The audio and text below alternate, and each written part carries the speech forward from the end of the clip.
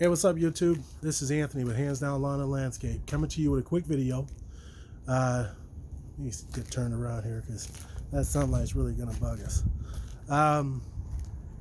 Basically, what I want to do today is I want to make a video on, what are the first items that you want to purchase. Whether or not you're doing a lawn and landscape business, whether or not you're doing just a lawn service. Obviously, like I said, your first purchase that you probably would need to have, it's not even like to have, what you would need to purchase is a truck. I have seen, don't get it twisted, I have seen people ride around in a car doing a lawn service. If you have a push mower, little hand blower, and a weed trimmer, and that's all you have, that's probably all you need. But if you know this is what you want to do full-time, non-stop, all the time, like I said, I went out, I bought me a Dodge 2500. This is an 01. It had about 310,000 miles on it when I bought it. But it ran, and it still runs. Got about 345, 350 on it now. But this allows me to load up. I could pit up my stand-on in the back of this here with, of course, my blowers and different whatnots. I was kind of fortunate when I bought this right here. I got a killer price on it. Since I got a killer price on that, my next purchase that I made, and I'm not gonna lie to you, you guys know I'm all about the price. I got a killer price on this trailer right here. This trailer is I think we're sitting at about 20, it's either 20 or 22 feet. I think it's 20 or 22 feet is what this trailer was. Enclosed, with the door that folds down in the back, obviously. Got it in white, which I love because it went along with the truck, and I can put the company logo on there. I'm loving the way that looked, that company logo. But that was my next purchase. At the time, I knew I wanted to do lawn and landscape, but my focus was on lawn. So that's why I bought that trailer, because I have, if you've seen my other videos, you guys know I have my Skag Turf Tiger. I have a Skag 48-inch stand-on also, which is the main mowers that I use, which the Skag is that bad boy right there. I also got a 60-inch Gravely. That Gravely is for sale if anybody's looking. Hit me up. But both of these machines right here, just so you do know, both have brand new short blocks on them. So pretty much a brand new engine. That Gravely, I probably put maybe not even a full hour on it yet. The Skag, I do rent that out to a couple different individuals, so it's got a couple more hours on it, but not very many. I'd probably say maybe 20 tops on that brand new short block. But being that I was doing lawn service, that's mostly what I focused on with this truck and that trailer. That worked out perfectly. And then I quickly realized, once I got a couple landscaping jobs, that my next purchase needed to be a double axle dump trailer, which at that point I went out and purchased this SureTrack. This is a 14-foot wide. It is the wider of the two that you can get. I know you can get a 79-inch wide, and then the other one, I think this was 83 inches wide is what it is.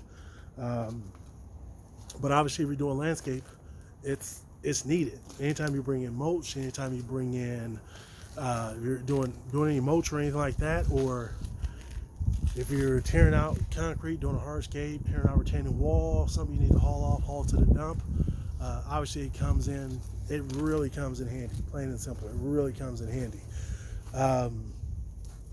Believe it or not, that Skag and that Gravely will both drive up into the back of this double axle dump. So if I really need to load my trimmer in the back of my truck and my blower in the back, my backpack blower in the back of the truck, and take the dump trailer because I got something else I got later that day to do, I can do that. With those two trailers, they give me a lot of versatility. Like I said, if you're just doing lawns, it's probably not a necessity for you to get a dump trailer right off the back.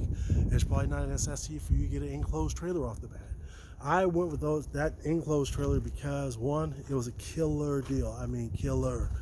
So I went with it. Otherwise, all you really need, to be honest, is just a lawn and garden trailer. It could be a single axle. It could be a double axle. It really wouldn't make a difference. Either one works. And I would probably say, like I said, if you're doing just lawns and that's all you're doing, truck, trailer, obviously, a push mower, zero turn, whatever mowers you're gonna, mow the yard with, obviously, your backpack blower or just a regular hand blower. And if you're doing landscape, you take it, all those items, plus you add on top of that dump trailer, maybe, I'd say the dump trailer. The enclosed trailer is purely a luxury. That's not something you need for either one, I'll be honest with you. After that, for me, being that you guys know I do lawn and landscape, and I do quite a bit of hardscape, paver patios, different stuff like that, which majority of the time that's going to be in the back of somebody's yard. My next purchase is going to be a walk-behind skid loader. I know you guys seen me do a review on that TX1000 and the Turo Dingo TX1000. It'll lift up to 1,000 pounds, but it is about 42 inches wide. Most people these days are making their gates to where they are 48 inches wide, without a doubt. But a lot of gates or a lot of homes that are going to be calling you to say, hey, I need an update. I'm tired of just looking at this concrete in the backyard. I want to pay for patio, or I want this or I want that. Those are going to be older homes that only have 36-inch gates, homes that may have a gate or not just enough space to get between them, for you to be able to get just a little 36-inch wide machine back there. TX1000 is obviously not going to make it. But you can go with some other options. Bobcat has the Boxer. I do believe that's 36 inches wide. I know Turo Dingo has ones that are 36 inches wide, where you can get a platform to stand on now, or a platform to stand on, added on to it. Vermeer, they make a walk-behind skid loader with a platform you can stand on, but it's 36 inches wide. So there are a lot of different options out there as far as walk-behind skid loaders.